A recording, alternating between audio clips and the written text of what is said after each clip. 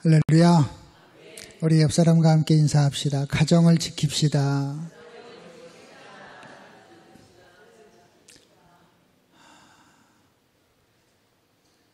미국에는요, 학교나 법원 아니면 주의회 건물 앞에 돌판으로 십계명을 써서 이렇게 세워둔 그런 곳들이 많이 있다고 합니다. 그런데 지난 2015년도에 어떤 주 대법원이 십계명이 새겨진 기념물을 주의회 의사당 부지에서 철거하라, 그런 명령을 내린 거예요. 왜냐하면 시민자유연맹이라고 하는 곳에서 소송을 건 겁니다. 저 십계명 돌판을 철거해야 된다, 소송을 건 거예요. 그 근본적으로 이유가 되는 것이 무엇이냐? 그 당시 미국 연방 대법원이 동성결혼을 미국 전역에 인정하는 그런 역사적인 판결을 내리게 되었습니다. 그러니 십계명하고 법하고 상충되고 맞지 않으니 그 십계명 돌판을 철거해야 된다. 특정 종교를 주장하는 그런 십계명을 철거해야 된다. 그런 소송을 걸게 되었습니다.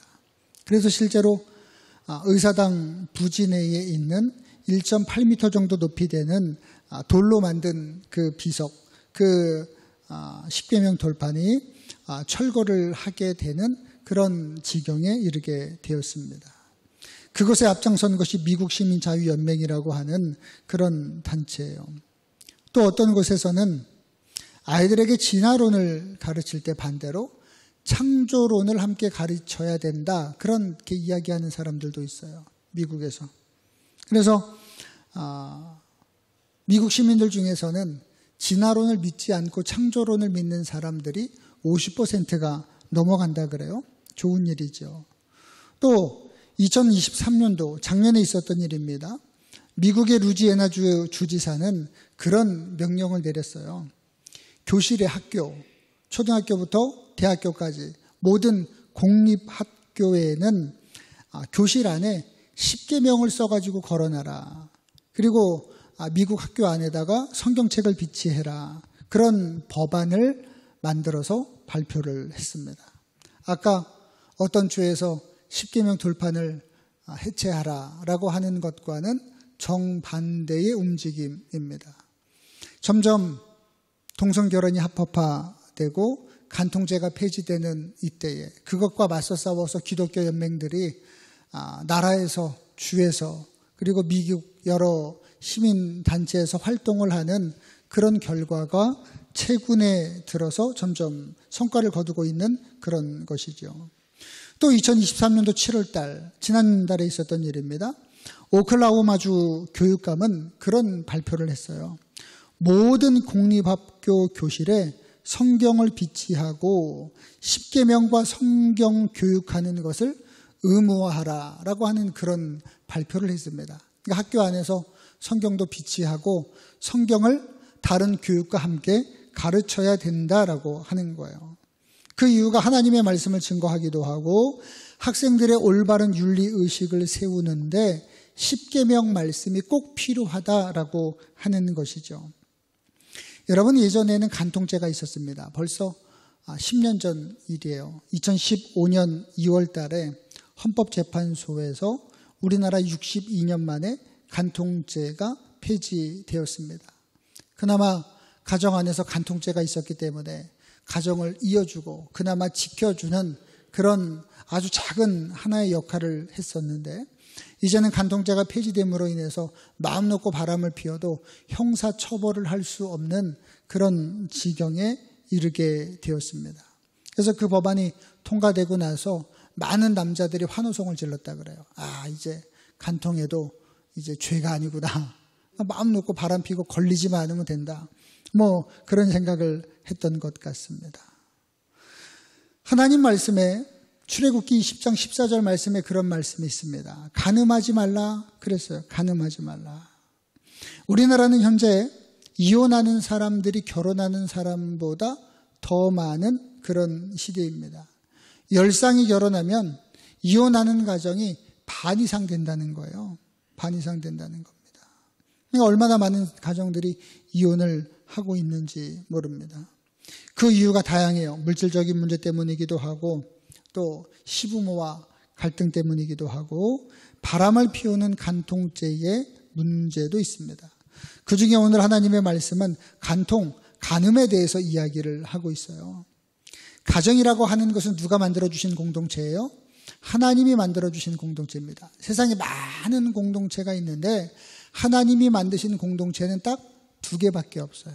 하나님은 나라도 만들지 않으셨어요. 하나님은 경기도, 여주시 이런 것도 만들지 않았습니다. 여러분이 하는 계모임, 그렇죠? 그런 것들, 동아리 모임, 친목 모임, 등산 모임 이런 것들은 하나님이 만드신 것들이 아니에요. 근데 하나님이 만드신 모임이 공동체가 2가지가 있는데 첫째가 뭐예요? 교회. 하나님의 교회를 하나님께서 세우셨습니다. 하나님의 교회를 하나님께서 세우셨어요. 그리고 또 하나가 뭡니까? 가정이라고 하는 거예요. 하나님이 만드신 공동체 2가지가 바로 가정과 교회입니다. 그래서 하나님께서 이 가정이 얼마나 소중한지에 대해서 성경에 말씀하고 있는데 한 남자와 한 여자가 만나서 사랑하는 그것이 바로 가정을 이루는 첫 번째 조건이에요. 그래서 미국의 어떤 장로교에서는 그것을 법을 바꾸려고 그랬죠. 법을 바꿨습니다. 결국에는. 뭐라고 바꿨느냐? 한 남자와 한 여자가 만나서 가정을 이루는 것이 아니라 뭐라 그래요? 주례할 때도 한 사람과 한 사람이. 그러니까 남자와 여자가 상관이 없다는 거예요. 남자와 여자가 상관이 없이 한 사람과 한 사람이 만나서 가정을 이루면 그게 바로 가정이다. 그렇게 자꾸 법을 바꾸려고 하는 그런 사람들도 있습니다. 우리나라는 이미 유흥업에 종사하는 사람들이 100만 명을 넘어간다 그래요. 얼마나 많은 사람들이 유흥업계에 종사하는지 모릅니다. 이 통계가 벌써 오래전 이야기예요. 직장에서 간통하는 사람들 얼마나 많이 있다 그럽니까? 낮에. 여관들이 밤에 잘 되는 게 아니라 낮에 잘 된대요. 점심시간에. 그래서 심지어 우스갯소리로 그런 이야기도 있습니다. 낮에 사내에서 바람 피는 그 숫자가 바퀴벌레 숫자보다 많다는 거예요. 그러니까 바퀴벌레 숫자보다 직장 사내 안에서, 회사 안에서 서로 회사 직원들끼리 바람 피는 숫자가 바퀴벌레보다 숫자보다 많다. 그래서 요즘에 신종어가 생각이 났잖아요. 여러분 집에 있는 여자를 뭐라 그럽니까? 와이프 그러죠. 집안에 우리 함께 살고 있는 아내를 가리켜서 와이프 그래요. 그런데 직장에 있는 와이프를 뭐라 그러는 줄 아세요? 오피스 와이프라 그래요. 오피스. 집에 부인 하나 두고 직장 안에 또 직장에 나와서 만나는 여자가 있는데 그 여자를 오피스 와이프 그렇게 부릅니다. 그러니까 바람은 직장에서 피고 또 집안에서는 다른 여자를 함께 살고 그런 잘못된 결혼관을 가지고 있는 그런 한국 사람들이 너무나 많이 심지어 바퀴벌레 숫자보다 많다라고 이야기하고 있는 거예요. 간음에 대한 계명은 10계명 중에 7번째 계명입니다. 7번째 계명. 출애굽기 20장에도 나오고 신명기 5장에도 나와요. 오늘 특별히 마태복음 5장 27절 28절에 예수님은 성경에 간음에 대해서 그렇게 말씀하고 있어요. 우리 27절 28절을 한번 읽어볼까요? 시작. 또 간음하지 말라 하였다는 것을 너희가 들었으나 나는 너희에게 이르노니 음욕을 품고 여자를 보는 자마다 마음에 이미 간음하였느니라. 아멘. 예수님은 간음에 대해서 실제적으로 육체적으로 바람을 피고 만나는 것도 간음이지만 그것보다 더 나아가서 무엇이 간음이라는 거예요? 마음에 음욕을 이미 품은 것이 간음이다. 그렇게 말씀하고 있어요. 얼마나 무서운 말씀인지 모릅니다. 육체적인 간음은 근본적인 간음이지만 마음의 음욕을 품는 것도 이미 범죄다라고 예수님은 말씀하고 있어요. 그러니까 우리의 마음의 생각이 얼마나 중요한지 모릅니다. 여러분 기도할 때 입술로 소리내서도 기도하지만 어떻게 기도해요? 속으로? 마음으로 기도해요. 침묵으로 기도하는 그런 기도도 있습니다. 그러면 그 기도를 하나님이 들으실까요? 못 들으실까요? 하나님 들으세요. 그것처럼 내가 마음속에 나쁜 것으로 범죄하면 기도하는 소리도 들으시는 하나님께서 나쁜 마음을 먹는 것도 하나님께서 알고 들으신다라고 하는 거예요. 예수님이 그것을 지적하고 있는 겁니다. 더 나아가서 29절에 뭐라고 말씀하고 있습니까? 간음에 대한 이야기를 하다가 이어서 말씀하신 거예요. 만일 내 오른눈이 너로 실족하게 하거든 빼어내버리라. 내 백체 중 하나가 없어지고 온몸이 지옥에 던지우지 않는 것이 유익하며 또 만일 내 오른손이 너로 실족해 하거든 찍어내버리라. 내 백체 중 하나가 없어지고 온몸이 지옥에 던지우지 않는 것이 유익하니라 그랬습니다. 제가 처음에 어렸을 때 이 말씀을 읽는데 얼마나 무서운지 몰라요. 어린 마음에 초등학교 때 읽을 때 이거 얼마나 죄라고 하는 것을 하나님이 얼마나 싫어하시는지, 죄라고 하는 것을 우리가 얼마나 끊어버려야 되는지 하나님이 말씀하시는 그런 장면이라고 하는 겁니다. 그러나 우리가 이 말씀을 문자 그대로 이해해서 손이 내가 범죄한다 그래서 손을 하나님 손 자르라 그랬으니까 너 이놈 일로 와. 자기 손은 못 자르면서 누가 다른 사람 손 자르고, 그렇죠? 너 잘못한 데 갔지? 일로 와. 발. 그래가지고 발 자르고 그러면 되겠습니까? 그러면 안 되죠. 그러나 실제로 그렇게 한 사람이 있어요. 여러분, 옛날에 교부 중에 오리겐이라고 하는 사람이 있었어요. 아주 유명한 사람입니다. 아주 유명한 신학자인데 이 오리겐은 스스로 자기 신체 일부분을 제거했어요. 그래서 스스로 고자가 되었습니다. 고자가 되었어요. 그래서 혼자 수도하면서 말씀 읽으면서 경건하게 살기 위해서 마음에 자꾸 음욕이 일어나니까 고자가 스스로 되었습니다. 아마 이렇게 한다 그러면 이 땅의 남자들 중에 고자가 아닌 사람이 아무도 없을 거예요. 손, 팔 남아있는 사람 누가 있습니까? 여러분들 범죄하지 않은 사람이 있어요? 입, 아무리 우리가 기도하고 아무리 사랑한다 그러고 그래도 그 입으로 다른 사람들 욕하고 저주하고 그래 보지 않은 사람들 누가 있습니까? 누가 있습니까? 그러나 고자가 된다고 해서 음욕이 일어나지 않나요? 아니에요. 아닙니다. 손 없다고 그 죄 못 짓나요? 그것은 아니라고 하는 것입니다. 신체 자체는 죄나 악이고 하나님께서 우리에게 주시는 것이죠. 그만큼 하나님께서 그것을 중요하게 죄를 멀리하라고 하시는 거예요. 그러나 우리의 환경을 자를 수는 있습니다. 간음을 비롯해서 우리로 하여금 범죄하게 하는 요소들, 그것이 물질이든 사람이든 직장이든 그 대상들과 단호하게 거절하고 멀어지게 할 수는 있다고 하는 거예요. 하나님 앞에 바로 살기 위해서 우리로 하여금 범죄하게 하는 원인들이 있어요. 때로는 동아리 모임, 동호회 모임이 있습니다. 여러분, 등산 모임, 이 범죄의 원상이라고 하는 거예요. 이 등산 모임. 등산 모임 가서 등산만 잘하고 오면 좋은데 자꾸 거기서 남자를 만나고 여자를 만나고 부부끼리 다니고 그러면 괜찮은데, 아니 그것이 아니라 거기 가서 자꾸 산에 가서 이 산속에 올라가서 술을 마시는 사람들이 그렇게 많대요. 산에 올라가면 술을 마시면 안 되는데, 그러다 보니까 그 안에서 뭐 어디든지 마찬가지죠. 뭐 골프 모임도 마찬가지고 여행 모임도 마찬가지고 뭐든지 마찬가지입니다. 모임 자체가 나쁜 것은 아니지만 그 안에서 잘못된 간음과 간통죄가 벌어지면 안 된다라고 하는 것입니다. 혹여나 그런 것이 마음속에 유혹이 들거든 그런 것들을 잘라버리라고 하는 거예요. 내가 등산 모임을 갔는데 마음에 자꾸 설레게 하는 아가씨가 있어요. 그러면 멀리 해야 됩니다. 멀리 해야 돼요. 등산 모임을 다른 곳으로 바꾸든지 아니면 혼자 다니든지 그렇게 해야 된다고 하는 것입니다. 손도 자르고 발을 자르라고 말씀하시는 것처럼 주변에 하나님을 떠나게 하는 친구들이 있어요. 그 친구만 만나면 자꾸 술집에 가야 되고 자꾸 주일날 만나야 되고 자꾸 주일날 전화 오라 그러고. 제가 여주 와서 친구들 안 만나는 이유가 뭐라 그랬습니까? 그 친구들은 이 교회 안 다니는 이제 학교 동창들이잖아요. 꼭 토요일날 저녁에 모임을 갖자 그러는 거예요. 토요일날 저녁에. 저는 토요일날 그런데 돌아다니면 안 되는 사람이니까 주일을 준비해야 되는데, 그러니까 아예 단절하는 거예요. 아주 친한 친구들인데도 전혀 한 명도 제가 여기 와서 만나보질 않았습니다. 심지어 저희 고향집에 옆집에 근처에 사는 친구들하고도 연락을 한 번도 안 했어요. 손발을 자르라고 하는 것처럼 그런 것들로부터 멀리하고 하나님과 가까이 하는 것을 하나님께서 원하신다고 하는 거예요. 때로는 그것이 우리에게 손해를 줄 수도 있습니다.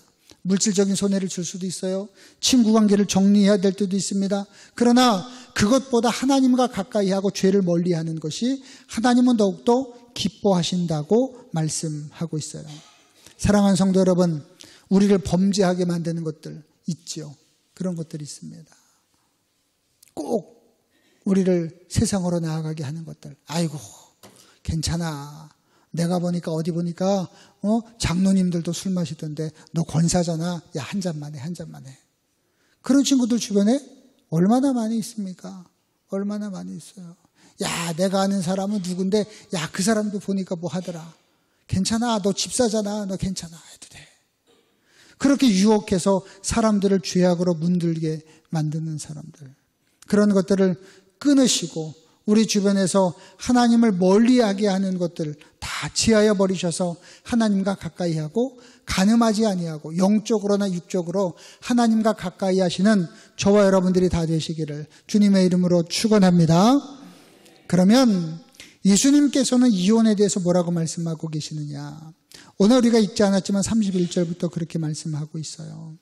누구든지 아내를 버리거든 이혼 증서를 줄 것이라 하였으나 나는 너희에게 이르노니 누구든지 음행한 연고 없이 아내를 버리면 이는 저로 간음하게 하며 또 누구든지 버린 여자에게 장가드는 자도 간음함이니라 라고 말씀하고 있습니다. 성경에서 배우자가 살 동안에 이혼을 할 수 있는 경우가 세 가지가 있습니다. 첫 번째로 신앙적인 문제로 이혼을 요구하는 경우가, 이혼을 해야 되는 경우가 있어요. 고린도전서 7장에 보면은 그런 이야기가 있습니다. 배우자가 불신자예요. 혹은 이단에 속한 사람입니다. 그래서 시집을 갔는데 자꾸 교회 나가지 말라는 거예요. 그리고 이단이라서 자기 종교를 믿으라고 강요하는 것들. 어떤 제가 아는 청년은 시집을 갔어요.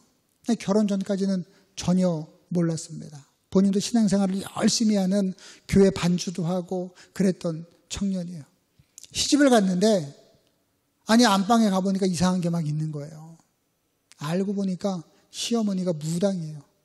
무당. 그 시집을 가가지고 이제 그것을 시댁에서 속이고 결혼을 한 거죠. 그러다 결국에는 계속 갈등하다가 이혼을 한 그런 친구들도 있습니다. 어쩔 수 없는 그런 일이라고 하는 것이죠. 두 번째로 현실적으로 가정생활이 불가능한 경우입니다. 예레미야 29장에 나오는 이야기인데 천재지변으로 갈라서야 되는 그런 경우들이 있어요. 전쟁이나 이런 것들 때문에 오랫동안 법적으로 다시 합칠 수 없는 이혼 가능한 상태에 있는 그런 사람들. 예를 들어서 구약시대에 이스라엘 백성들이 바벨론의 포로로 잡혀갔습니다. 다시 만날 수 없는 그런 지경에 이르렀어요. 우리나라도 일제시대 징용으로 끌려갔던 사람들도 있고 또 6.25 때 북한으로 납북되어서 돌아오지 못하는 그런 분들도 있었습니다. 그러다 보니까 기다리고 기다렸는데도 다시 만날 수 없어요. 그러니까 이혼을 하고 했다고 하고 다른 사람과 만나는 것들, 뭐 이런 경우들은 어쩔 수 없는 이상가족의 경우이죠. 마지막 세 번째가 배우자가 간음죄를 지었을 때 이혼하라라고 하는 거예요. 오늘 마태복음 5장 32절에 보면 그런 이야기가 나옵니다. 나는 너희에게 이르노니 누구든지 음행한 이유 없이 아내를 버리면, 예수님 뭐라고 말씀하고 있습니까?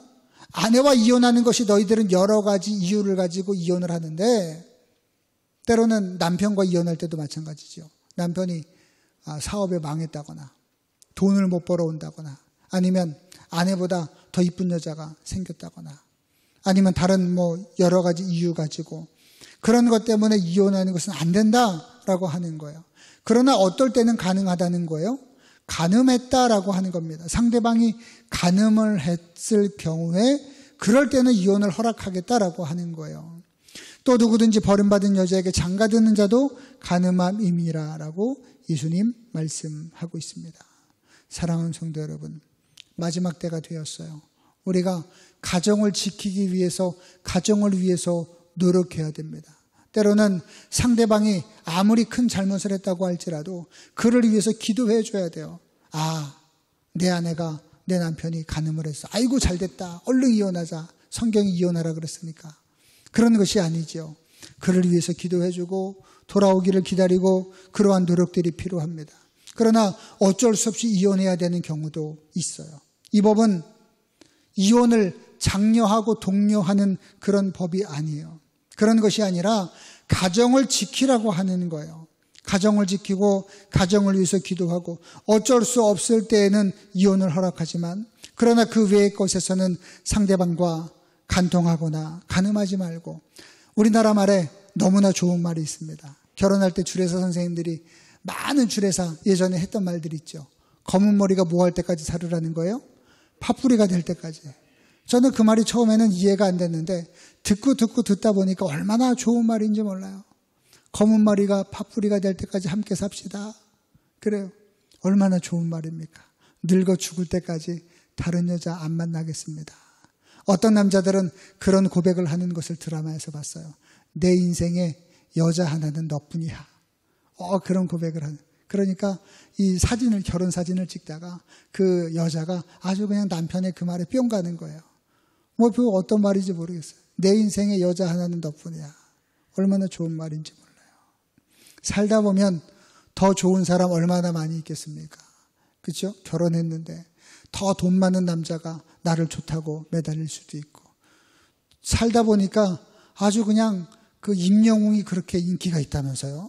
아줌마들이 그냥 거기 쫓아다니면서, 그렇죠? 옷도 사주고 뭐 차보다 더 심한 것도 사주고, 어떤 그 식당 아주머니는 그랬다는 거예요. 내가 재산이 많이 있는데 이 재산 우리 자식은 꼴 보기 싫으니 내가 나중에 죽으면 임영웅한테 물려주겠다는 거예요. 그럴 정도로 그런 사람들도 있어요. 그런 사람들도 있습니다. 여러분, 내 아내, 내 남편 외에 다른 것을 사랑하는 것은 하나님께서 허락하지 않으셨습니다. 마지막으로 영적인 간음이 있어요. 호세아서를 비롯한 많은 선지자들은 이스라엘 백성들이 하나님을 떠나 우상을 섬기는 것을 간음이라고 말씀하고 있습니다. 육적인 간음도 하나님께서 싫어하시는 것이지만 영적으로 하나님을 떠난 것이 더 큰 간음이고 죄라고 하는 것을 여러분들 기억하셔서 우리들의 마음속에 음욕이 들지 않도록 피하시고, 눈으로 범죄하지 마시고 다리로 발길로 범죄하지 마시고, 술집에 들어간 사람이 술을 안 마실 수 없습니다. 항상 하나님 앞에 정직하고 거룩하게 살아가 여러분들의 가정을 위해서 집에 돌아가 기도하고 여러분들의 가족이 더욱더 하나가 되도록 애쓰고 노력하는 아름다운 가정이 다 되시기를 주님의 이름으로 축복합니다. 기도하겠습니다. 생명의 주님, 은혜를 감사합니다. 이 땅을 살아갈 때 우리의 가정을 주님께서 축복하시는 줄로 믿습니다. 하나님, 저들의 가정마다 하나님의 은혜를 허락하시고 하나님의 놀라운 기적을 허락하여 주셔서 검은 머리가 팥뿌리가 될 때까지 서로를 사랑하며 살아가는 믿음의 부부 가정들이 되게 하여 주옵소서. 예수님의 이름으로 감사하며 기도드렸습니다. 아멘.